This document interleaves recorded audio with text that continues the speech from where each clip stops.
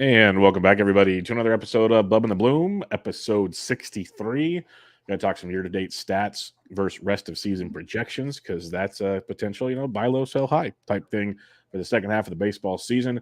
Recap some recent news from Wednesday and Thursday. Play our weekly game where somebody's gaining steam in a big way, so I'll probably be playing for golf again.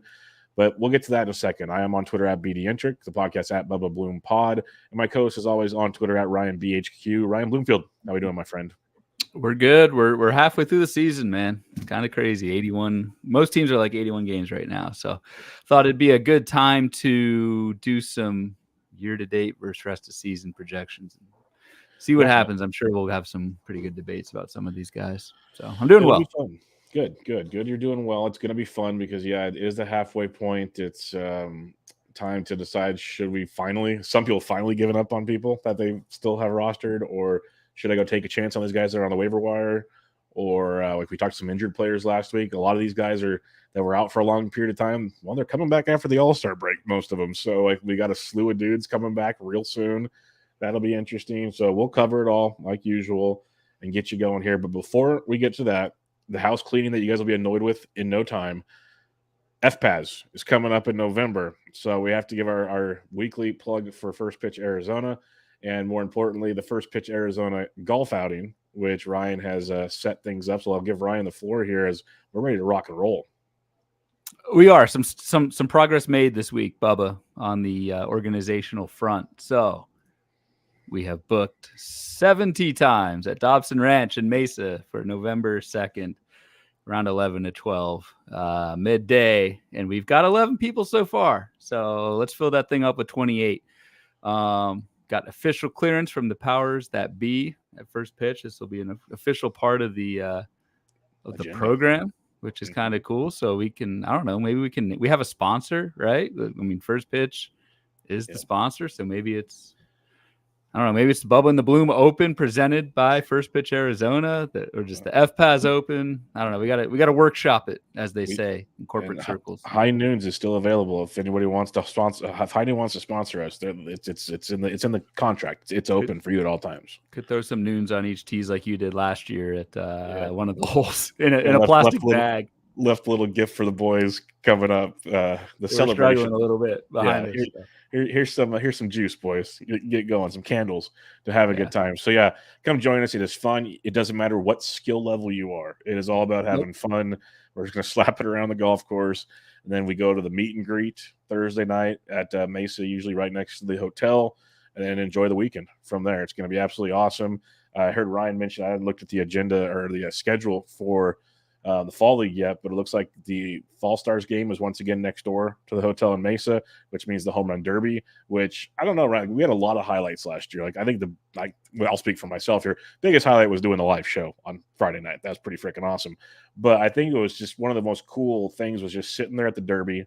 That was a nice evening. Weather was nice. It was me, you, Rob Silver, James Anderson, and then behind us was a handful of guys. We were right behind home plate watching Matt Mervis and Edward Julian and all these dudes just drop. O'Neal Cruz wasn't in the Derby. He was walking around, monster. Eston Kjerstad. Yeah, Kjerstad was in the Derby. It was just a cool thing to see. It was the first year, I believe, they did the Derby at FPAS, and it was fun. It was a lot of fun. So, it's a great weekend. I know you're going to get annoyed with us by plugging this over and over again, but come check it out. Hit any of us up. Hit anybody from HQ up if you have questions on it. They will point you in the right direction. But biggest thing, if you like to golf, if you think you like to golf, you just want to come have fun with people talking fantasy baseball for 4 hours playing golf, let us know. We'll take care of that for you. I think since our last show, First Pitch registration is actually opened. It is. So that's another big thing too. So you can actually go and register. The early bird rate runs out July 5th. So if you go to baseballhq.com on the right side of the site, there's a logo for First Pitch, and you can check it out there. And from our Slack, the hotel blocks will be opened up here in the next week or two, I believe. They're almost finalizing that. So if you don't see that, it's not there for a reason. That'll be coming shortly. Yep. All right, let's have some fun here. Let's talk some recent news and notes on the diamond. Corbin Carroll left Thursday's game with a shoulder injury. I was working, so I saw the headline, and then I saw what took place. It was when he was swinging He swung and missed, and I hate seeing those. Those are like the worst to me. I have Fernando Tatis flashbacks. Tatis had a much worse reaction than Corbin Carroll did, but reaction obviously doesn't mean everything for how this plays out. The Diamondbacks are saying it's not too serious. Of course, that's what they're going to say right now. Let's be real about that. They're going to have to do some MRI and some other imaging and whatnot. He might be out for the weekend. Hopefully that's it. But what's your thoughts on this injury? We're still like so new into what is actually taking place. Yeah, I mean, can't take much away from now. Really nothing you can really do about it. It would obviously suck. I mean, Corbin Carroll is a first-round pick next year, I think, at this rate. Like, I think he's a top 5. I mean, 17 homers, 24 steals, hitting .292. It's probably a top 10 pick next year, given his age and pedigree and that sort of thing. So you just hope for the best. I do wonder, like, since we are getting close to the All-Star break, there's 1 full week left after this weekend. True. Like, if there's any doubt at all, I could see the Diamondbacks shutting down Corbin Carroll, who was just named to the All-Star team on Thursday, and he's from just south of Seattle, so that'll actually be pretty cool, assuming he can play. So yeah, hope for the best. In terms of like potential replacements, like Pavin Smith sitting there on the roster, on the bench, should probably stay on your fantasy bench. He's terrible. And again, probably no replacing Corbin Carroll, but let's just wait and see and hopefully take the Diamondbacks at their word. You can be misled often by doing that, though. Yes, you can. So let's see what happens. And I wouldn't be shocked, like you said, give them a week off before the All-Star break and see where it goes. Because they're already saying with like Yuri Perez, he'll probably make his next start, maybe 2. But then the last start before the break, they're just going to give it to him off to kind of give him that extra rest to limit innings. Michael Kopech, he's walked 16 batters his last 3 starts. The White Sox are thinking about giving him a start off this week just because innings and just like a go clear your head kid. So you're going to start seeing that's my point. It's going to be one of the things that you're going to see more often is some pitchers, with all the injuries we've got a lot of young arms out there that have not thrown a ton of innings in their career. So it's going to get interesting to see how teams manage things because you can't just send them down because there aren't a lot of options left with all the injuries that have been taking place. Yep. But some teams do have options, and that's the Cleveland Guardians, as Cal Quantrill will be making his start, I believe, on Friday for the Cleveland Guardians off the IL. Logan Allen got sent back to AAA. The writing was on the walls the way I said it. I talked about it on other shows I've done, like First Pitch podcast and all that stuff. As a Logan Allen manager, I've seen this firsthand. He's getting strikeouts more often than not, but his control is out of whack, and he's not going deep into games. He barely goes 5 innings right now. That wasn't going to be sustainable for a team that's trying to make a playoff run. So he has to go figure out his control and his efficiency in the minor leagues, and this also allows them to kind of manage his innings at the same time. So Quantrill will be there for now. We know he's not great. I expect Logan Allen to come back and maybe be better than he was before. We'll see. But what's your thoughts on this situation? Yeah, that's the question is like, what do you do with Logan Allen, who I have in like 15-team mixed labor? I'm waiting this out at least through the All-Star break, probably through July, to see how Cleveland handles this. Because I do think long-term, like Cal Quantrill is not right for this rotation. And you are true. I think even like the last show or maybe 2 shows ago, we were kind of speculating that, whether it be Gavin Williams, which in hindsight, after Gavin Williams shoved in his second start, like that guy is staying in the rotation. Pretty good. Savali, I don't know. Savali just kind of gets a hall pass for a while, but I won't besmirch that because Savali is a Bloom Boards legend, so we'll keep him in there. I do think eventually Quantrill kind of goes out or an injury happens and that sort of thing. So I think Logan Allen, if you have Logan Allen, even in like 12-team leagues, I think you try and hold as long as you can, again, at least through the All-Star break at minimum, and see what Cleveland decides to do. I just think that the talent's absolutely there. Things kind of went by the wayside. Like you said, Bubba, the last 3 starts for Logan Allen, 3 innings, 4 innings, 3 2/3. Not great. So the writing was kind of on the wall. Yep, it was. But like you said, Quantrill, he's not as good as these guys. Savali could be a long man out of the pen if worse came to worse. Like there's options to make it work. And maybe they decide, Bybee or Williams, they want to give a breather here and there to manage their innings. Like there's a lot of avenues for Cleveland to do their thing. So I'm with you. I'm trying to hang on to Logan Allen as long as possible. That's my plan there. The Milwaukee Brewers, Bryce Terang got recalled from AAA. Luis Urias, I should say, as I've been told I was wrong before. Luis Urias was recalled or sent down to AAA.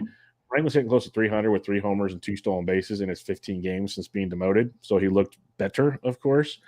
But we saw this dog and pony show for a couple months, so I'm not overly excited just yet. What about you? No, I mean, Bryce Turang was a kind of a first 2 weeks. Thank you for your service, all-star, which I'm going to kind of coin that term. I like that, where someone just gets hot and then doesn't, and then you drop them. Bryce Turang was that guy early on, looked great early, back down. The issue I have with Turang, like going forward, is I just see this being a platoon. I mean, I don't see Turang playing much at all against left-handed pitching. And if you look at Milwaukee's schedule coming up, they get a good amount of lefties. So they get Rich Hill on Sunday. They get Drew Smiley Monday, Justin Steele Wednesday, Andrew Abbott next Friday. So, like, if you're in a weekly league, you probably can't start Bryce Turang next week anyway.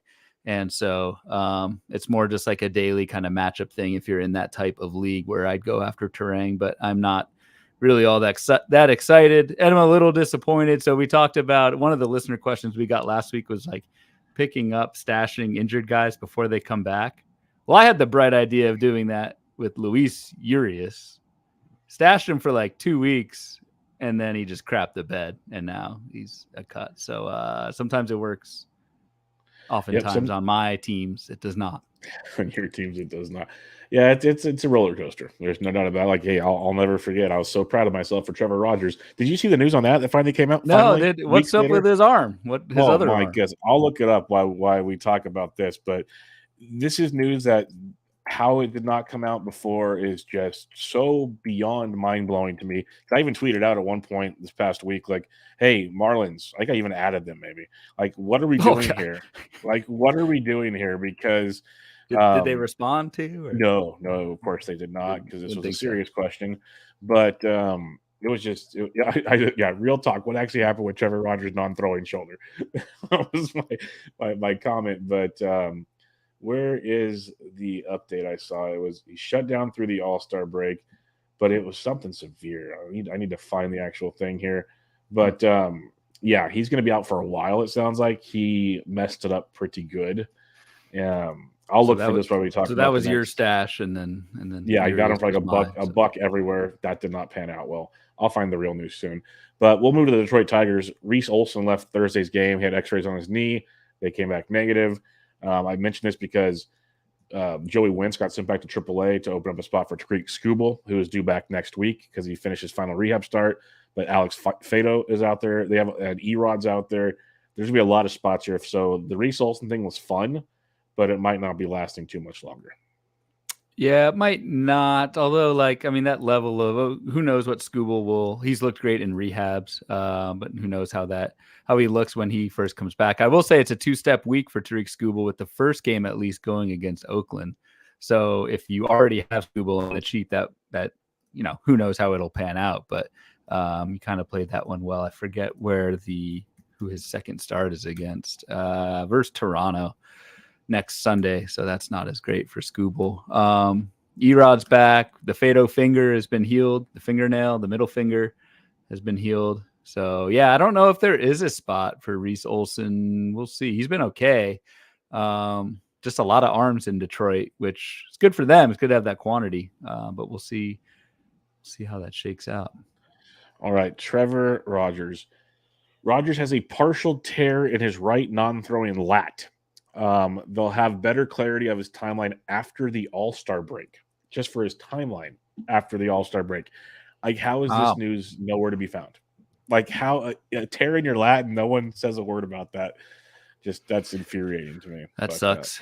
That's kind of, that's real weird. That's up there with the Yu Darvish sickness news you've been talking about too. I've been talking about that, and then even today it gets better. Like, he doesn't go to Pittsburgh because he's sick. When he flies to Pittsburgh, he's sick, but he still can't play. And he's supposed to start on Friday. Now he got pushed back because he's still sick, hoping to pitch this weekend, but he's traveling with the team. No clue what the heck's going on there with Yu Darvish. It is mind-boggling to me what is happening there. All right, another situation here. Brendan Pfaadt made his return to the bigs, and you thought he never would have left. It was the same show, same story. We're all pulling for Brendan Pfaadt, I think, for the most part, but it's gotten to the point. It's I don't know. Whatever he's doing at AAA, it ain't translating to the bigs anytime soon, it looks like. It's not. I mean, it was a tough spot, like day game against the Rays, which is kind of tough. The next start for Fott is against Mr. Scherzer and the Mets, so a little bit easier against the reeling Metropolitans. It'll be interesting to see how much Fott is started. It was kind of a shrewd pickup because Fott was back down in AAA and pitched pretty well there, but we are getting into that routine of, I mean, this is like the quad A kind of thing. Not to say this is Fott's long-term spot where he ends up, but until he shows something in the majors, like it's I don't know. It's tough to start him. Yeah, I don't have any shares, so I'm avoiding that storm right now, and I'm hoping I'm wrong someday. I'll say that much. I'll be honest, but it ain't pretty anytime soon. Let's talk weekend matchups, Bloom. I'll give you the floor. I'm not even gonna preface anything here. I'm gonna let you have this moment to shine. All I'm gonna say is ever since Ryan started tweeting out weekly updates on the at Bubba Bloom Pod Twitter, things are going his way. That's the best. And this last week, by the way, if for some reason you do follow our streamers, they both played pretty darn well for you. It just happened his was slightly better. Yes, and so I did start tweeting out the scoreboards when it was 11-8, Bubba. So, I started putting it out there when I was losing, but things have turned around in a big way for me. Took you down with Dean Kramer over Osvaldo Bido. Yeah. Is it Bido? I don't know. I call it Bido. It could be either or. Go Bido by 1 out. Osvaldo could not get that last out, so I took you down 9-8 2/3. On the hitting side, I thought you had a great pick when the Yandy Diaz only got 3 points. He didn't play Sunday. I mean, that's I don't know, the life of a catcher / utility. Yeah, that pissed me off when I saw that. I was like, man. So Tommy Pham had 2 hits. We were tied going into Sunday. Yep, Tommy Pham had 2 hits, I think, on Sunday and took it down before Tommy Pham became the legend, a fantasy baseball legend on Twitter for just going off on a kind of randomly, like honestly, kind of randomly. And the dude, that's almost like he had a bad batting practice session and decided I'm gonna take it out on Twitter or something. It was a Kevin Durant moment for Tommy Pham. Between all of these are not created equal, but between that incident this week with Tommy Pham, the Jock Peterson, whatever, he was stabbed at a nightclub. Yes. You remember this like 2 or 3 years ago? Okay, I want to know why I remember this. This is good stuff because you know me well enough. Most people do. I'm a very sarcastic person. So Yancey Eaton, of all people, good buddy Yancey. He's off the Twitter radar, but he's doing his thing. So he sends me this picture that day, and he says, "I was looking for an old Pham tweet and found this. I tweeted this on February 28th, 2021. He got, quote unquote, because this is from the article, he got stabbed doing something he loved, talking about Tommy Pham.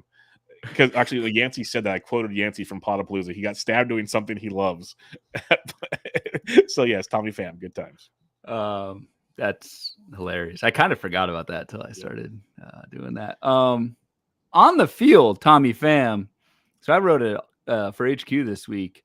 I wrote a all second half, like all-star team kind of a thing. And Tommy Pham was the cover boy. That dude is knocking the hell out of the ball and running 9 for 10 steals, 8 homers, great barrel rate, great strikeout rate. Like from a baseball standpoint, playing every day, I think the guy, as long as he can stay healthy, is in for a pretty huge second half. So I didn't look this week, but I would not think Tommy Pham is eligible in our streamer game, which again is 50% rostered or less. I think he has rightfully ascended from qualification. So what is he? 65%. Okay. Which is almost his hard hit rate since June 7th, by the way. There you go. I mean, that should be like 90% Tommy Pham owned in 12 teamers. I'll give Curlin credit on this one because he got me on Tommy Pham in early June because he was digging in for some deep guys like after Pham's first good week he started having. But so I have shares already, but since June 7th, near 18% like barrel rate, 63% hard hit rate or something, the dude is mashing. And now he's a legend in the fantasy game. So bravo to Tommy Pham and keep up the good work there, buddy. So all right, it's 11-10 Bloomfield as we head to the Diamond this week. I thought we were going to have a rematch of pitchers, honestly. I thought we were, but he went somewhere else. So why don't you let us know who your pitcher is this week? So I was actually torn between two guys. You took neither one. So I had the second pick in pitching. I took David Peterson, went back and forth between Peterson and Paul Blackburn, who was kind I of a love two-step Blackburn. darling this week. I think is like 30% rostered in 12 teamers. Got the win over the Yankees early in the week. I don't know. Who does he play this weekend? 32%. Sunday. Yeah. He goes against the White Sox, against the aforementioned Mr. Kopech. So thought about Blackburn, maybe should have gone there, but went David Peterson, who pitched well in his return. For David Peterson, really, it's all about the control of the walks and can he pitch deep enough into games. Strikeouts have always been there for Peterson, and in our scoring system, which is innings plus Ks minus earned runs, I like that. I was surprised by your pick, Bubba, because the definition of insanity is doing the same thing and expecting different results. So you lost last week by picking Osvaldo, Beto, and so what are we doing this week? We're going right back to him, and I love the Blackburn pick. I picked him up everywhere on NFBC this past week. I was narrowed down between Osvaldo, Beto, and Dean Kramer. That's why I thought you were going to go back to Kramer. We could have a matchup all over again on this one. I went with Beto for a lot of the reasons I took him last week. He's getting you 5 or more Ks. He's getting you 5 innings in back-to-back starts. He's basically a quality start type pitcher with strikeouts. And now he faces the Milwaukee Brewers, a team that's striking out over 28% of the time versus righties over the last 3 weeks, hitting barely over 200 versus righties with like an ISO close to 100. Like they are struggling tremendously. And we'll talk about a lot of Brewers coming up. So it'll make sense that they're struggling tremendously. So I'm going to take my chances there with Osvaldo and go back to the horse because this is me supporting him going, hey, you did not lose last week. Someone was just slightly better. That's what it was, my friend. He got a participation trophy, which I think are the worst things in sports. But, yeah, I'm going to go back to Beto. I love the Blackburn hat tip you gave there. These are all good picks this week. So Peterson, out of all the ones, Peterson probably would have been my fourth, so that means he's going to deal. That's just the bottom. I think I missed it. Who's Peterson play this week? White Sox. Or no, sorry, that was Blackburn. He goes against your San Francisco Giants. Oh, you're done. You're done. A lefty, Austin Slater, double dong coming up. No, I'm just kidding. It'll be fun. It'll be fun. Yeah, I'm gonna go Osvaldo, Beto, and hope for just do the same thing. And I know he'll beat David Peterson, so we're good there. Peterson's going against Alex Wood, who I benched and cut everywhere this week because he's been terrible, and then had 7 strikeouts against in a tough matchup. I forget who against the Blue Jays. Yeah. So this is what Alex Wood does though, because now he'll throw 30 pitches his next outing and give up 7 runs. So just don't worry about it. It's just one of those long term. The 3 good starts will get outweighed by the 12 bad ones. Just walk away from it. It'll be just that would make me feel better. Yeah, because look at his game log. He barely goes long enough to even qualify for wins most of the time. All right, who's your hitter this week? We both went to the same exact well. So, I would have taken your guy, by the way. Yeah. All right. So I went Yandy Diaz. I mean, the matchup for Detroit this week, really all week for Yandy Diaz. I talked about Ibanez a lot. I was on Sleeper in the Bus with Justin Mason this past week previewing Fab, and Ibanez was like my favorite and one of your favorites, I know for sure. Streamer picks this week just because of the schedule, but they go to Colorado, and not only is it at Colorado, it's who's Colorado throwing? It's bad. It's Gomber, Siebold, and Freeland. Yep, tee it up, boys. Tee it up. So yeah. Yandy Diaz. I really like the skills. It's not just the matchup. Yandy Diaz is kind of like a career journeyman. Actually had a really good spurt 2 years ago with Texas. And I don't really know what he did last year, but he's back, he's playing, and he's hitting, and he's eligible second, third, and outfield. So very useful even in 12 teamers. So I like that. And you went with Matt Vierling. So yeah, real quick on the Ibanez thing, what you were mentioning, what I like about him is not just a streamer thing for him. Like all the Tigers were great streams, Vierling, Carpenter, all these guys. But Ibanez, the flexibility he gives your team positional wise, and just like you said, how he's hitting right now, you get his quality of contact metrics. Like he's just crushing the baseball and he's hitting third. And the Tigers have been peskier than hell. Like they're walking a lot and not striking out a ton. So there's run producing opportunities for a guy hitting third out of all teams, the Tigers right now. So yeah, there's viability past this week. And your boy, speaking of the Tigers, we kind of went back and forth a little bit about this a couple of weeks ago. Torque. Double dong today, by the way. 2 homers today. Three home runs on the week. It's the Tigers week. the Tigers making me look bad. I think he's like still hitting like 200 this month, dude, but I wrote him up. Power. So. Yeah, I wrote him up as a faller in a recent Fantasy Pros column. This is what he does. He's me and the Guilds were talking about him on Twitter the other day. Torkelson is the most tilting player out there because he'll have weeks like this and he'll have like 3 weeks where he does nothing, hits 100 and strikes out 45%, and then he'll come back and he'll do this again. So you either just have to like weigh it out or just cross your fingers you pick the right matchups with Torkelson. Yeah. So yeah, this week he's hitting like 200, 3 homers. Last week he went 2 for 25. Week before 3 homers, 9 for 29. Fantastic. The week before that, 3 for 22 with nothing. So that's wow. Yeah, that's tough.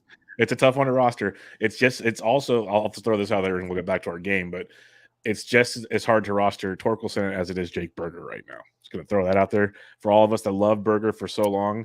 If you guys get bored, take about 30 seconds to look at his player page right now. It ain't pretty. Like with Moncada coming back, that playing time might slowly start disappearing for Jake Is Berger. it thank you for your service territory? Yeah, last week he had 2 hits. One was a double, one was a homer, and he struck out 46% of the time. There's a tremendous amount of swing and miss with Berger right now.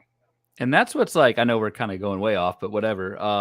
For me, that's one of my like weaknesses in fantasy is keeping up with like weekly production with a lot of these guys. Where like I don't hear about Jake Berger for a week, and it's like, well, I just assume he's doing fine because I really like him, and I analyzed him like a week ago, and everything looked great. So he's in my lineup for this week and the following week and the next week, and so that's something I know I at least need to be a lot more on top of. All do you have a life, Ryan? It's okay. We can't all be glued to everything. But yeah, Berger's a guy that I'm kind of getting worried for. But back to my pick this week. You mentioned I have Matt Vierling for those awesome Rockies matchups that he has there in Coors. The only thing I'll say is they ended up playing on Thursday night. They had a hailstorm go through there, and it's supposed to be nasty weather, chances of rain all weekend. So I think they'll still play. We'll see. But you got Vierling, who's been leading off the last couple of days. He's getting multiple hits time and time again, playing in the outfield. They move him around. He plays multiple positions in the outfield every game. They just keep flexing him around. So when guys come in to give defensive relief or whatever, he stays in the game. He's got 7 homers on the year. And I just love his recent production the most. I mentioned just in general how the Tigers, like they're beating up good pitchers of late too. That's the funny part. It's the DFS guy. I mean, you get to witness this. It's fun. But just over like the last 2 weeks, Vierling's hitting 385 with 2 doubles, 3 homers, 9 runs scored. Almost over a 13% walk rate, which will help score runs. So yeah, I'm liking some Matt Vierling. You have a great pick in Ibanez. It'll be really like this is going to be one of those that could definitely come. It might come down to does Vierling score enough runs for the extra base hits that Ibanez gets? That might be the difference this weekend. So it'll be a fun one.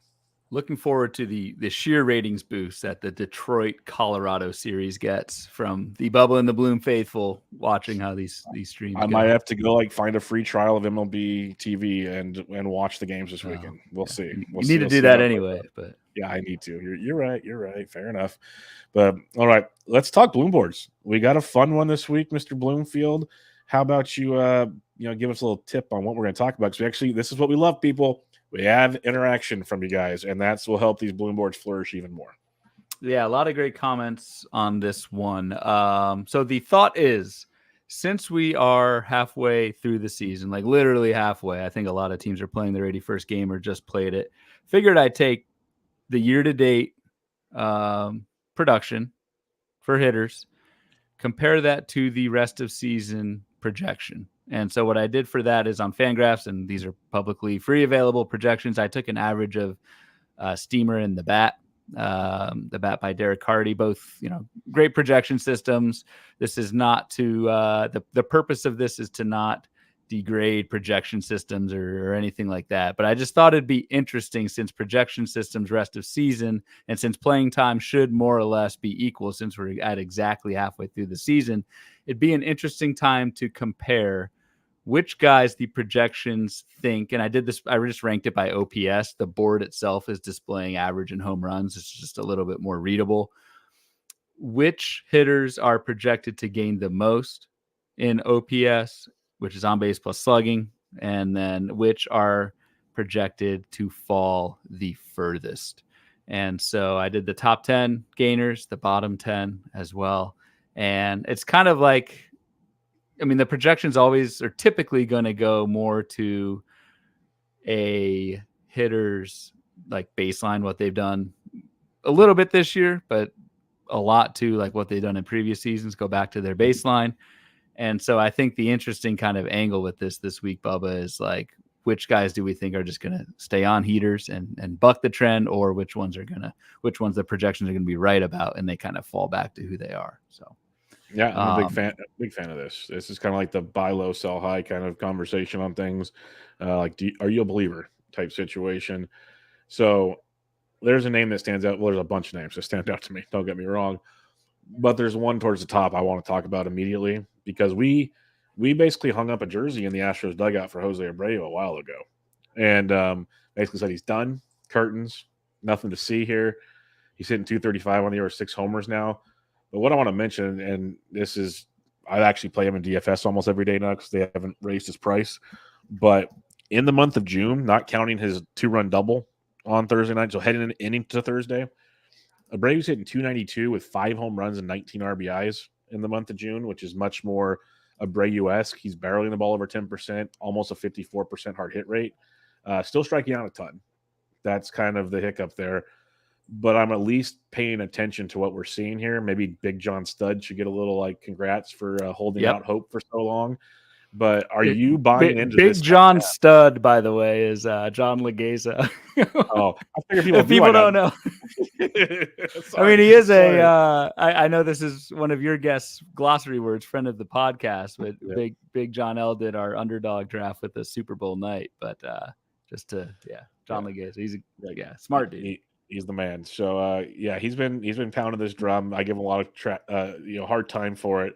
But like I said, I can't ignore the production in June. It's pretty darn good. So are you a believer in this turning back to the second half? Because rest of season projections take 263 with 9 home runs. In reality, that could be low if he keeps this up. So what are your thoughts on Jose Abreu? I'm disappointed in myself, to be honest. Like, I was one of and I am, my MO is to not always and blindly trust the projection. And we've had this conversation a few times in recent episodes, but I much more sway to, especially on the hitter side, these guys are going to regress either positively or negatively back to who they are much more often than not. And in Jose Abreu's case, I held ground. He had hit 0 home runs for almost like 8 calendar months. And I finally said, all right, something's wrong here. He's 36. He's falling off a cliff. And then June friggin' happened. So like, I don't know. It's just one example, but like, I just think with a lot of these guys, and I'll probably repeat this with a few of the names on here that are projected to rebound in the second half, I think you just need to trust the track record with these guys and go for it. And so the Jose Abreu projection of 263 with 9 homers in Houston, like if they get Yordan back, like that's pretty damn sweet for someone who was dropped in a lot of 12-team leagues and even in 15-teamers as well. And that's what I want to clarify first, though, is if you dropped him, especially in 12s, you weren't wrong at that point in time. Those are the guys you dropped. Agreed. Yes, agreed. Because like, yeah. So the replacement level there is just so tough. And there's only so long. You can only roster someone like that, have them in your lineup in a 12-teamer for so long before you're just like, you have to make a move. And a lot of times it works out. You drop and, maybe you picks up, it I don't know. There's a saying, if you don't regret your drops, you're not being aggressive enough. Kind of believe that. Yeah, I do believe it to an extent. You need to, if you're not making mistakes, you're not playing hard enough type philosophy. So these will happen. These will happen many times. Yep. If for some reason he's still available, go, run, figure it out. But I think he's been scooped up by now at that month of June. And I am a believer in what we're seeing from Mr. Jose Abreu. Willy Adames, let's talk Milwaukee Brewers. We'll have a few here to discuss. And a lot of listener questions came from this. We'll highlight the listener questions later because there's a lot involving the Milwaukee Brewers. But Willy Adames hitting 201 with 12 homers. He went 0 for 5 with 2 more Ks on Thursday. So it didn't get any better. On the season, he's now hitting $198. It's brutal. But the rest of the season projections have 246, 16 homers. That's kind of what you want to see from Willy Adames. The quality of contact, the barrels are still great. The hard hit, not so much, which is a bit surprising. So what are you seeing with Adames? That is there room for the hope to trust the rest of the season projections, or is there potentially you're thinking something's broken here? I think this is the same guy we saw last year, to be honest. And so from a skills perspective, I think this is the same guy that we saw last year. Now, I think Willy Adames, personally, in my opinion, was playing a little bit over his head last season. So I don't think we could have expected what he hit last year, 38 home runs, that, or 31, sorry, 31. With 98 RBI. I don't think we could have expected that. But you look, I mean, you mentioned, Bubba, the barrels, it's exactly the same barrel rate as last year, pretty much exactly the same strikeout rate as last year, pretty much exactly the same ground ball, line drive, fly ball from Willy Adames. The BABIP has totally cratered. That's why he's hitting 201. I think this rebounds, and I think the projection of 246, 16 home runs, that seems like a lot in a half season, but I think Willy Adames could hit 240 with like 10 to 12, maybe 15 homers again. So I think Willy Adames is a fantastic buy low, and I know it's someone who you were pretty high on entering the season, and not just because he was a Willy. But yeah, not just because of Willy. It was either Willy Adames or Jeremy Pena. A lot of the drafts is shortstop for me. I got what you're saying. I got you. Yeah, it's been a rough go there. I've said it on this show many times that you look at teams that are playing well. Kind of, I hate to do this.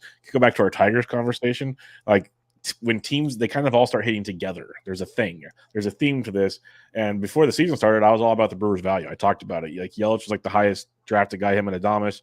You had Rowdy late. You had a bunch of outfielders you could take on late. William Contreras, I love, who's actually playing okay. Like he's not playing bad. He's one of the few bright spots, him and Yelich in that Brewers lineup.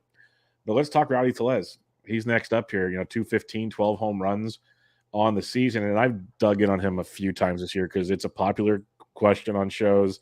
Honestly, I keep saying it, the dude, everything screams like a massive, run coming up for Rowdy Tellez. But if I'm wrong, please enlighten me, Bloomfield. So what are you seeing on Rowdy Tellez? Yeah, I mean, I can't say what I just said about Jose Abreu and not apply it pretty much to Rowdy Tellez. I mean, Jose Abreu has a longer track record than Tellez, but Tellez is in his prime. He's 28. So, like, I look at a guy who each of the last 2 seasons has had elite power, elite hard hit. I don't think that just falls off and disappears. So I think from a skills perspective, Rowdy Tellez will be fine. What I'm a little bit worried about, and this came up in one of the listener questions, comments, whatever, one of the threads that when we were promoting this, how much leash does he get? In Milwaukee, and like how much does he start not playing against left-handed pitching? And like the thing with Jose Abreu is like Dusty Baker, and he's a dusty guy, and so Jose Abreu is going to play pretty much all season. I don't know if we can say that with Rowdy Tellez. So I do think Rowdy Tellez, if given the chance, will turn this around and be who we thought he'd be in before draft season. I'm starting to wonder if he gets the chance to do that. That's my concern. Like even when I wrote about him a couple of weeks ago, I'm like, a platoon situation could severely happen, and I wouldn't be surprised. I guess if I had to see anything in his profile that I'd like to see change, he's being much more selective. Like he's not swinging as much as he has in his career. That'd be the biggest thing I would say. Like it's dropped off to 38% swing rate this year in the zone and out of the zone, both. So that would be and he's taking more called strikes. So I think aggressiveness would obviously help Rowdy Tellez out some more. Other than that, like we both said, he's pretty much the same dude. So that rest of the season projection at 246 and 16, basically the same rest of the season projection as Willy Adames. I could see. I really could. So I'm interested to see what Milwaukee does, because they don't really have like an in-house option. I mean, like Owen Miller, who has Luke thank you for your service, has not. I mean, he's been terrible. Owen Miller did play at first base the one game against a lefty that Rowdy Tellez sat. So does Milwaukee try and make a move and go on the trade market for a Rowdy replacement? That's the only thing. It's not like they have a stud sitting there, I think, just kind of waiting. So yeah, like the biggest concern I had was once Miller kind of did Miller things was Luis Urias coming in there and doing it, and now that's gone.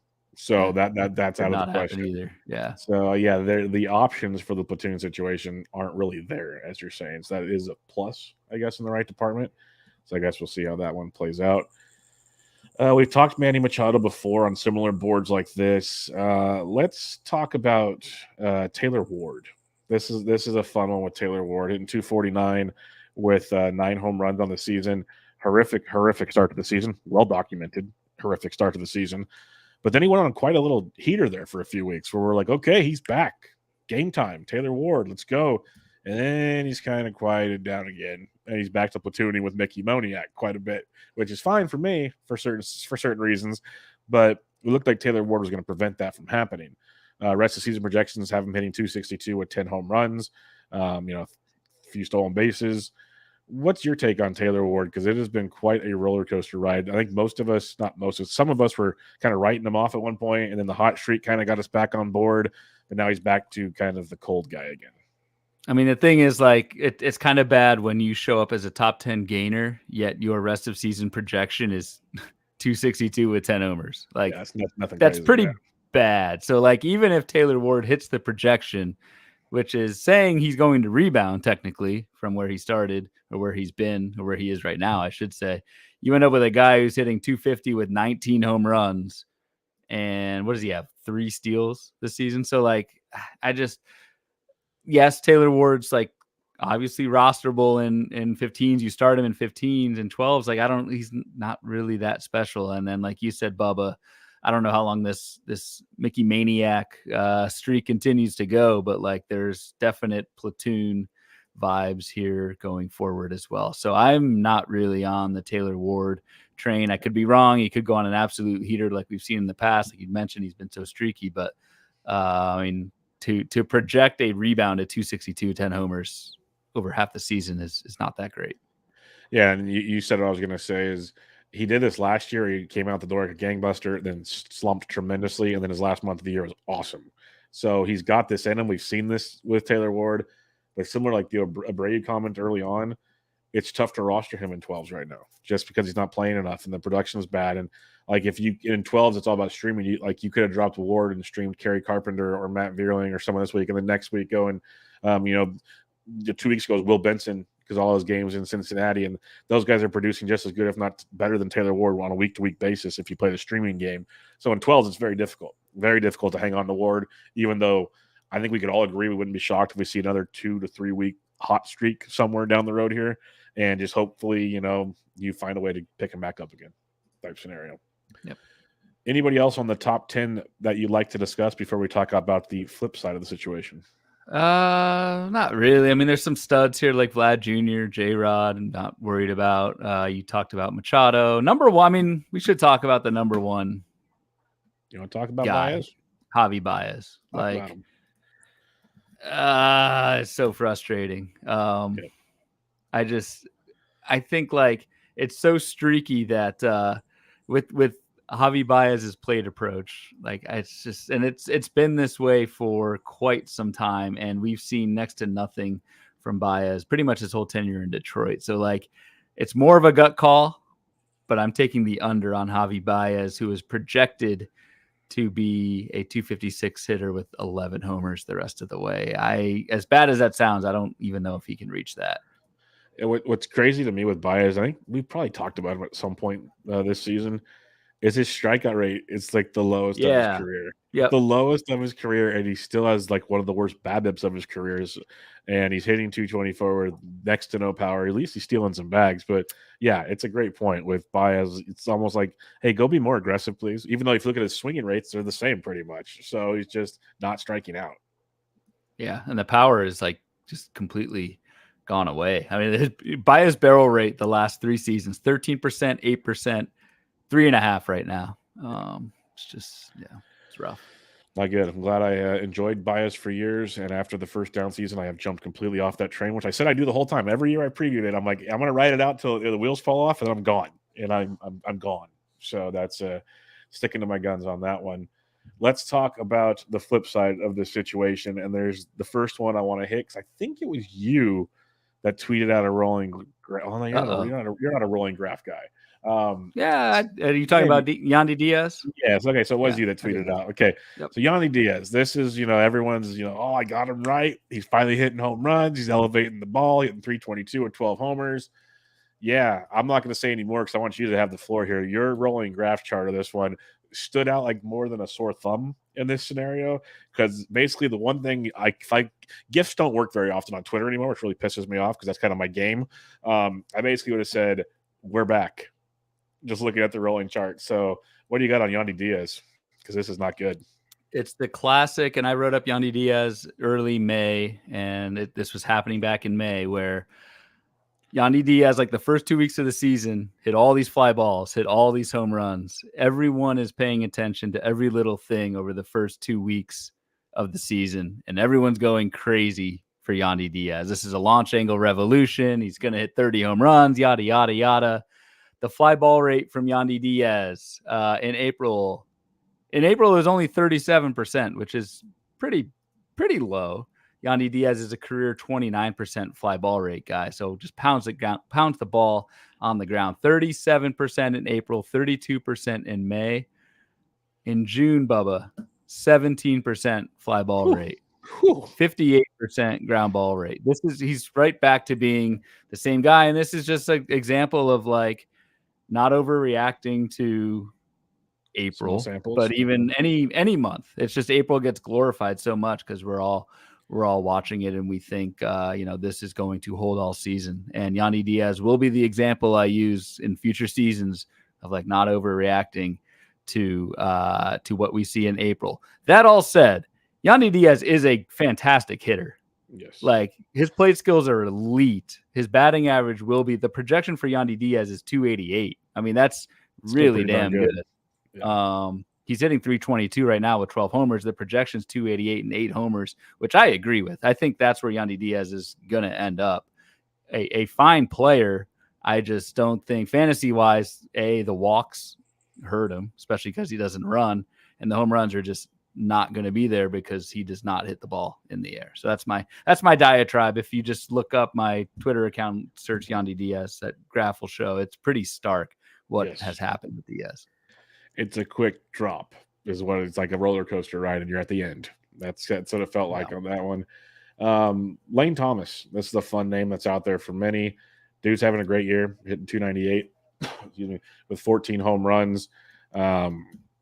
He mashes lefties, destroys left-handed pitching. Obviously, that's not baked in. Destroys lefties. He's hitting righties just fine right now. Leading off for the Nats. Another team similar to the Tigers. Pesky is the way I phrase them. They just don't strike out. They BATB you to death. That's what they do. But Lane Thomas, the rest of the season projections, have him for 249 and 11. So where are you at on Lane? Because he's a very, very popular name right now, or people are trying to acquire him if they can. They're trying to, say he was the best discount on draft day right now, and we are in June 29th, by the way. So how are you looking at Lane Thomas? I'm a little torn. Like I don't think the 14 home run power is there. However, Lane Thomas leading off every day on a Nationals lineup that quietly isn't that bad. We talk about like really bad teams, and I always kind of loop the Nationals in there, but like it's because their pitching stinks, so they can't win games. That's what it comes down to. Hey, Patrick Corbin may be back, Bubba. Increased velocity. That was really bad. I watched that one against the Mariners. So I would take the over on Lane Thomas's rest of season projection, which is 249 and 11 home runs, just because I think there has been a rise in hard contact without really sacrificing his strikeout rate. He's not a 300 hitter, which is what he's hitting right now. I think if he settled around like 270, something like that, would be fine. 10, 11 homers seems fine. And Lane Thomas, I remember this from last season, more than any other base runner last year, had more stolen base attempts in the second half than the first. I think you are correct. That was definitely a Bloomboard situation there. I think we talked about that last year. So you're also getting like Lane Thomas has 7 steals already, had 8 all of last season. I do think you are getting that kind of bump in stolen bases where you're getting like a mid-teens guy in steals, which again, leading off, that's pretty good. So I'm kind of aboard the Lane train, to sum it up. I think that's a good call. I'm with you. I've been enjoying him so far this season. It's just interesting to see the hype. People are finally waking up to how good Lane Thomas and the Nats, like you said, Heimer Candelario, we've talked about on this show, and some other Nats that are even CJ Abrams starting to kind of wake up a little bit. We'll see how that continues to pan out.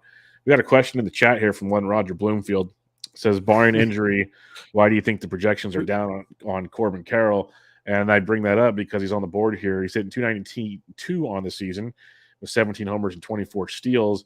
The rest of the season's got him hitting 269 with 11 and 15. Still not a bad setup. Is obviously down from his first half of the season approach. So, Ryan, I believe there's one Mr. Bloomfield that's related to you, might be your father, wants to know why the projection is down.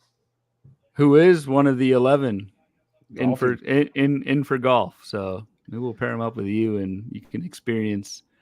Hey, I had my very first year at FPAS. I didn't know a lot of That's people. right. You met him. I Yeah, had that's breakfast every morning with your father. It was a great time. That's right. Met my brother too. We took you to the airport. Too. Yep. It's maybe how this thing was born. It was. It might have been. Yeah, it might have been his. We won't tell him, but it might have been his idea. No, I'm just kidding. To go back to the question of Carroll, like, I think the projections have this all wrong. Yeah. And like, I mean, I don't know. And to defend the projections, it is very hard.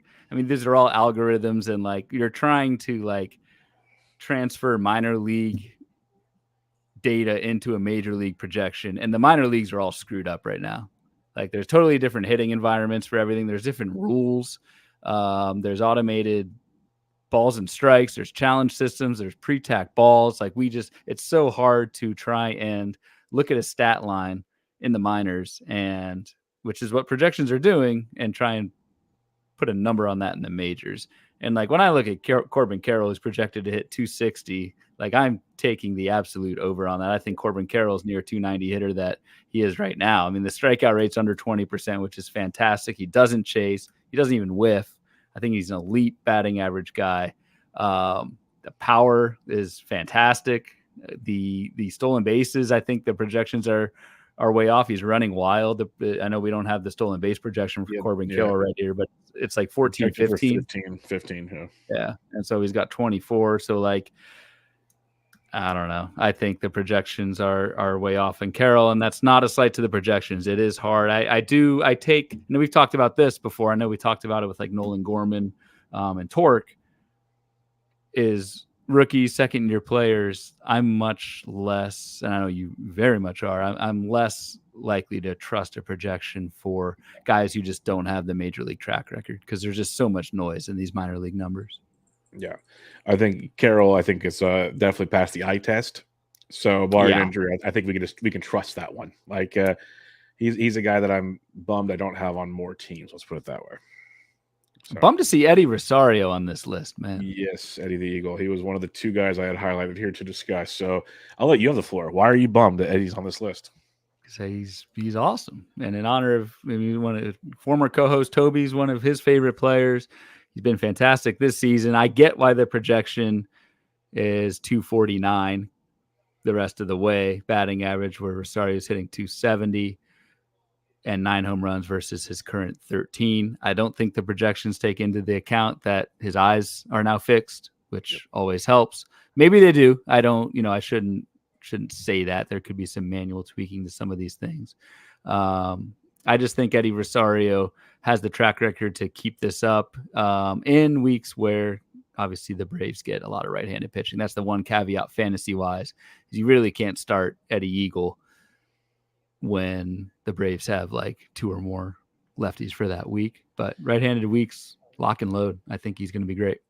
Yeah, that's the caveat, I think, with them getting healthy, with Michael Harris starting to play very, very well. I don't know, maybe the projections are taking playing time into account there, and that's kind of deducting from the overall numbers. That'd be my only guess, because otherwise he's got his production in the first half has no reason to take it away from the second half. Also, like you said, if you look at his last 2 years, if most projection systems use kind of an accumulation of stats, they were bad because he couldn't see. So that, like you said, that could be something to it as well. So maybe, but I'm with you. I think I'd go high there. The other one I want to mention, though, is Leody Taveras, just because similar like Lane Thomas and these guys, he's getting a ton of pub right now.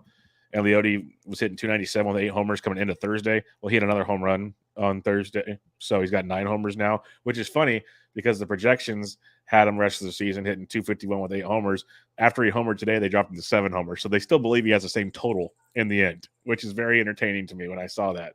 But what I want to say with Taveras, which is fun because it kind of goes to the Carroll conversation, he has 8 steals on the year, and the projections have him for 15 in the second half. So they have him running a ton, but hitting for a lower batting average, which is very, very interesting to me. So what's your thoughts on Leody Taveras, who's a dude last year we thought this was what we were going to get.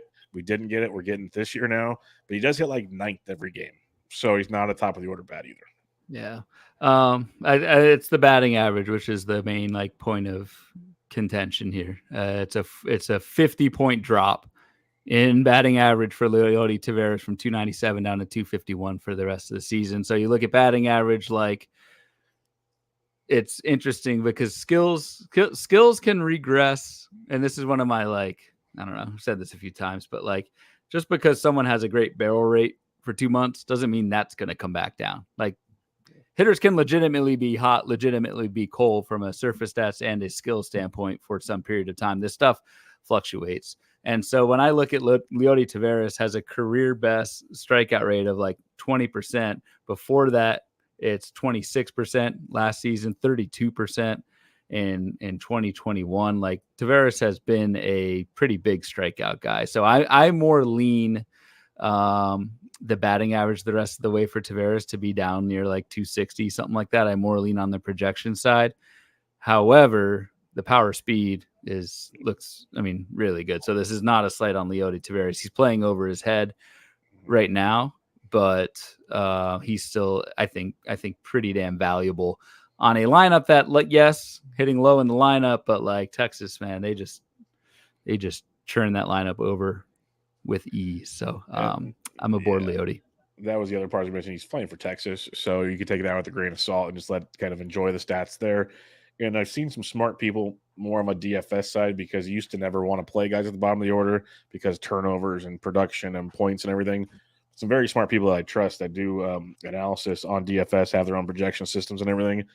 They're showing this year, and maybe Zimmerman will dig into it after the year like he usually does, that like the 8-9 hitters with the steals increases are becoming just as valuable now compared to like some other top of the order bats because they can get on, they steal bags, they score more runs because of that.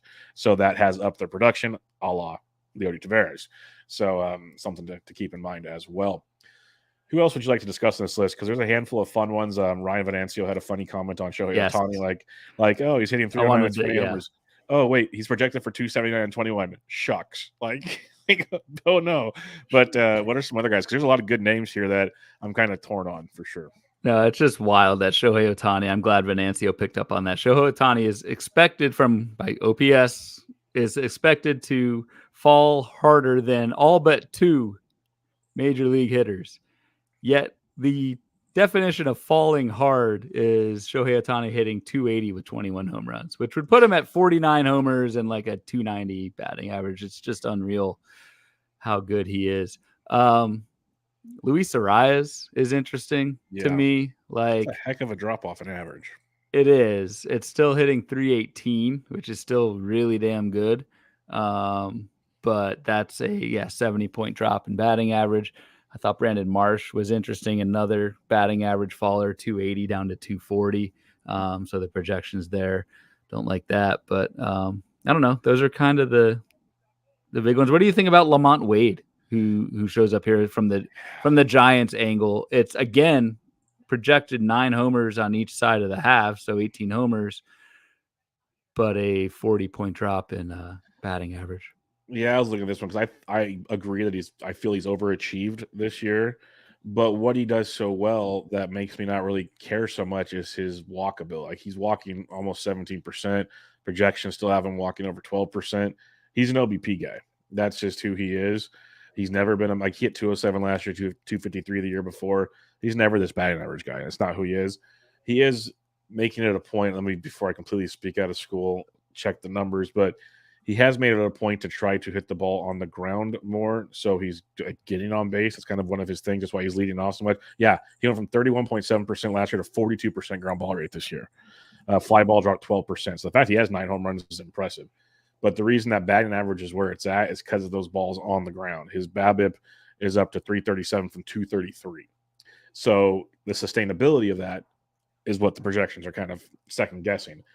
I don't know if it drops that much if he continues to hit the ball on the ground the way he is, because there's no shift. So he's taking full advantage of it, getting on base. It's going to drop. I'm not saying he's hitting 280, but to what level? That's the question. He is overachieving, though. I will agree with that. But yeah, we'll see. We'll see. It was an interesting one to see. I thought I was gonna say, like, I wish he would run, because I especially at the top with the OBP at top of the lineup. Yeah, that ain't happening. But he's slow. I didn't realize he's pretty damn slow. Yeah. So yeah, he ain't going nowhere. Yeah, he's strictly there to get on base and let Thairo Estrada hit home runs or someone else do something. Like Jock Jams. They put Jock Jams leading off last year. Jock hit second or third a lot. Like, the funny thing is the Giants do have some guys that can run. They're more towards the bottom of the order outside of Thairo Estrada. Like they're meant to get on base and run late for the guys up top to drive them in. That's how that lineup's built. It's an interesting lineup. I'd put Luis Matos at the top personally. Get him on and let him run with his OBP skills. But that's he's been playing a lot every day. Every day. It's been great to see. But sorry, what were you going to say? No, I was just going to say I did this. I kind of tease this out on the pitcher side too, which could be a whole other episode in itself. I think it should be. I think it should be. Yeah, it's easy to come up with, or it's hard to come up with ideas in the middle of the summer that are relevant every single week. The number one projected ERA improver, none other than show favorite Lance Lynn, who gave up 3 home runs in the first 2 innings today. However, got 7 Ks. That's what he does, man. It's so annoying. We've talked about it on the show. I hate bringing it up. Like literally, I verbatim every time he's on a DFS slate. It's like, okay, here's what you get from Lance Lynn: 5 or 6 innings, give up 3 to 5 runs because a couple home runs. He's going to strike out 6+. Like that's what he's going to do every time. And the strikeouts are what keeps sucking us in. That's the problem. So, do you believe he's going to drop that much? Because it's getting hard to believe it now. I do. I'm not falling off this train, man. I haven't dropped him yet, so I'm holding out hope. He's benched in my. He's benched. Yeah, I'm not starting him either. But yeah. No, I can't leave him yet. It's interesting. So Lance Lynn was number 1 in terms of ERA improvement from a 6.40 ERA. That was before today's start. So it actually went up down to 4.25 the rest of the season. And the pitcher whose expected ERA is supposed to get the worst from first to second half is Bryce Elder, who is projected to have a worse ERA than Lance Lynn the rest of the year, despite a 2.44 current ERA. So I pose to you, Bubba, rest of season, Lance Lynn or Bryce Elder? Because Lance Lynn's getting more Ks. Yeah, I'll take Lance Lynn. And I'm starting Bryce Elder right now, but I'm very aware every time I look at his numbers, like every ERA estimator is basically saying this should not be the case. And he pitches to a ton of contact. I hate pitchers like that. So I'm riding the wave right now, but I'm very, very, very scared of what the bright side is he never has to face the Braves. It's got that for him. That's actually it's kind of a joke, but that's kind of true too. And the other reason I'll take Lynn, if just to say it, I don't think Elder pitches all season. That's a good point. The corollary of that was, do you want Lance Lynn pitching all season? Would you valid to take some zeros? But valid. No, it was just interesting to me that 2 guys whose ERA are 4 runs apart. The guy with the 6.40 ERA is projected to have a better rest of the season than the 2.44 guy. So, the elder one's fun because he's pitched phenomenal. There's no hiding that at all. But it's like similar to like Andrew Abbott, who's pitched pretty well of late. He still scares the snot out of me in Great American Small Park. Truist Park is not a pitcher's park either, especially as it keeps heating up during the summer. So Elder just feels like it's coming. It's coming sooner than later. And he just avoided it his last start. He had a couple scary moments there. So it's coming. All right, let's talk about some of those listener questions, comments. I think we hit on most of the players, but want to give them their due because we appreciate them throwing out the goodies here. Roger, this wasn't on one. This is good. Roger Dornight, by the way, I just love that because Roger Dorn is one of the best characters in Major League that doesn't get the Yep. pub that the other characters get. Like Roger Dorn, highly underrated. Dorn. Yeah, the whole like what's this Olay BS? And then when the Skip just pees on his contract, says, "Hey," because it's just the best. Roger Dorn Knight says, "Let's talk about the big Hunter Renfroe second half that's on deck." Well, to be fair, Mr. Dorn, Hunter Renfroe's actually started heating up here of late. And I will say, take all of the stats from the Angels with a grain of salt because they just scored 28 runs in Coors Field. But as a whole, Renfroe is heating up. So what's your thoughts on his second half? Yeah, I think I always question the batting average, but I think the power is absolutely there. HQ are projecting 16 home runs for Hunter Renfroe the rest of the way, which would put him at 30 homers with 252. I would take that over teammate Taylor Ward. Yep. Hunter Renfroe is also playing some first base. Like he's playing. Yeah, they're trying to do that because they got rid of Jared Walsh again. So they're trying to get Renfroe at first base, which would be tremendous for fantasy, by the way. They signed or traded for Mike Moustakas. And I do not think is a threat. So yeah, wouldn't be too worried about that one. But just Renfroe at a glance here since June 1st, not counting the home run he hit on Thursday, he's hitting 270 with a 216 ISO. Striking out less than 21% of the time, so he's starting to get it going. I feel pretty good about Mr. Renfroe in his second half. So good pull there by Mr. Dorn himself. Matt Modica mentioned Rowdy, Ward, and Adames. Let's go. Yeah, we agree on 2 out of the 3. Two out of 3, not Mr. Ward, but that's okay. Smart people like Ward, so Ward will have his moments. It's just, can you trust it? Our buddy Ben Ted says, "Why are Rowdy and Willie doing this to me when I show them so much love?" Hey, the support group meets after the show, Ben. If you want to join us, like there's a bunch of us on that train, so don't you worry. And speaking of Ben, you did not use your phone a friend, Bubba. But Ben feels bad for you with my recent run. He offered to help with your picks this week. I had I had a hectic day. I have a game plan for this. Ben will be getting phoned at some point on this show for a pick. It will happen. So. It might be a live pick. I might bring him on for a 30-second spot to make a pick. We'll see, but it's a little tough right now. Scott S mentions, I believe Scott will be golfing with us in Arizona this year. He says, "I think my entire main event team is on the faders list." Well, that's probably why you're playing so well so far. Yeah, and again, like maybe a lot of guys we kind of disagree with their projections. So, in all seriousness, I mean. Maybe that's a good thing. Could be a very good thing. Gold Eyes Brown Fryer asks, Baez. Yeah, we're all on the same page there. That's one we don't agree with. Yeah. Yep. Homer Zygus says, Tellez is toast. Brewers will have a new full-time first baseman by August 1st. Don't bring that hate into my podcast. I'm kidding. I don't agree. But there is this threat of platoon, yes. Are they? Where are they in the NL Central? Everybody's tight. Yeah. So they are. I mean, that's a very winnable division. Yeah, the Pirates with the Reds for first. Yeah, it's wild. Ryan Venancio, this was his comment verbatim. Ohtani going to hit 290 with 49 home runs. Crap. Yeah. We agree, Ryan. We agree. Pretty good. Gerald Points says, which of these guys would you trade for one starting pitcher and one power bat and stay in contention? In a 15-teamer, he can keep for 24 and 25. It's a keeper league, Ryan. Keep for 2 years. He needs a pitcher what guys would you trade? Oh, so he can trade these guys for a pitcher and a power bat. Isaac Paredes, Ezekiel Duran, Matt McClain, Matos, Vargas, and Kauser. I would trade Paredes first on that list. I'd probably trade Paredes, and I mean, if you can get something for Kauser, I mean, if you're going for it this year, do that. If not, Ezekiel Duran. Yeah. Like one guy who I would not trade right now is Matt McClain. Yeah. Miguel Vargas I would not trade. In a keeper league, I'd love him. You would just get nowhere near the value there. Yep, agreed.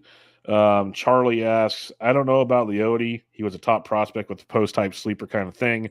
He's got Simeon and Seager hitting behind him as the 9 guy. Yeah, we're on the same page with you there. I think it was not knowing about the projection for Leody, but I think I agree. Little Book of Calm has a fun one for us. Bear with us. Rowdy's swing decisions are bizarre among qualified bats. He swings the 6th least. I didn't even read this before when I mentioned it. Okay, he's on the same page. In the MLB, it has declined 4 straight years. It's not that he's swinging out of the zone more either. It's his zone swing. I agree. He has a chart for that. From a Fab Speculations roster construction perspective, what are some of your tips and tricks as we approach the All-Star break? Do you stash backup closers, injured guys, potential call-ups, etc.?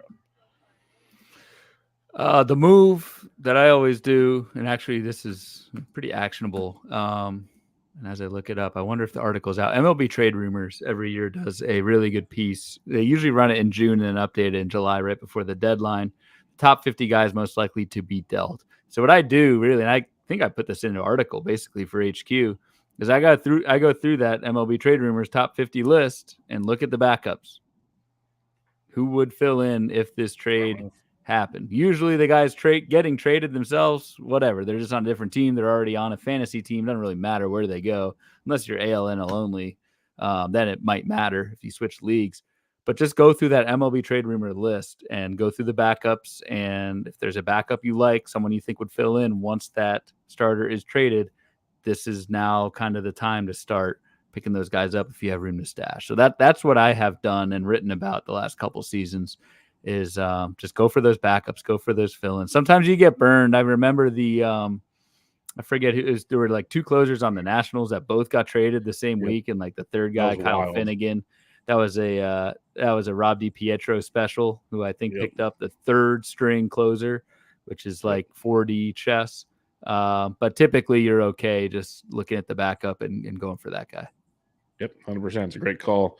We talked a little bit about it last week. I'm starting to stash O'Neal Cruz. Those are the kind of guys we can like E-Rod I picked up for $1 this week. I know he's still a little ways away, but if I have room to stash, I'll start. Trevor Rogers, Luis Urias. I dropped Trevor Rogers for E-Rod, so we made like a dollar transaction there, that kind of situation, and we'll see where it goes.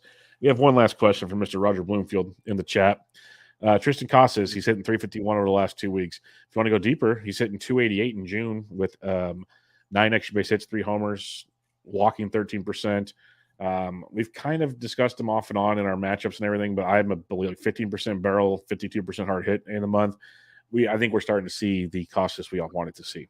Yeah, I mean, not only have we kind of discussed him in matchups, I would like to claim that I picked Tristan Casas in mid-June as a streamer, and he's pretty much been nails since then. So I will take full credit for this. Yep. So yeah, I'm with you. Casas is a beast. Pick him up. Torkelson is no Casas, but Torkelson's a good secondary option if you so choose. But Casas is the dude you want. He's going to have I think a big second half in Boston, because they were even threatening to play Justin Turner at first base to platoon with Casas, and then Casas started hitting the baseball. It's amazing what a little motivation to do for a kid. It changes everything real quick.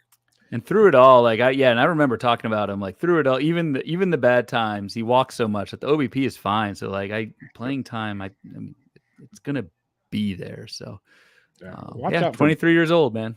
Watch out for Boston. Their lineup's starting to click right now. It's an interest. If they could ever get some pitching there, that's their biggest downfall.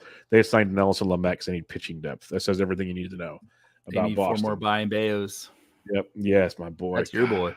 He is so good. He had a no-no going into the 7th today. I think it was Eric Cross today who tweeted, I forget the exact DRA, but Bayo's last 11 starts, it's something in the low 2s, which is it's been amazing. Wild. It's been great.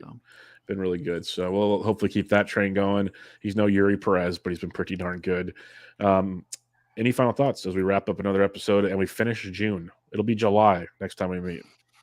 Yeah, happy 4th to you, man. And to everyone out there, take some time off, enjoy, don't blow yourself up. That whole no deal. Jason Pierre-Pauls, please. No Pierre-Pauls. Jeez. I will be out of here. I'll be on vacation, so probably no show next week, but we'll come back. Maybe we'll make it up with a couple episodes when I get back that following week. But yeah, man, hope you have a good 4th. Hope everyone else out there does, and halfway home, so halfway to go.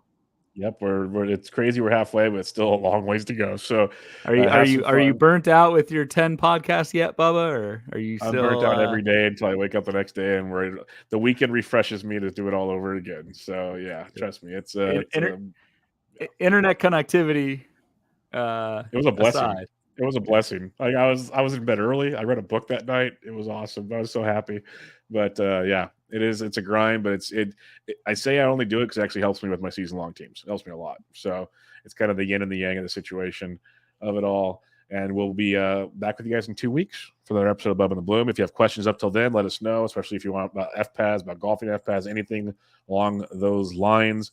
But until next time, you can find Ryan on Twitter at RyanBHQ, the podcast at Bubba Bloom Pod. I am on Twitter at BDintric, and this was Bubba and the Bloom, episode 63. Catch you all next time.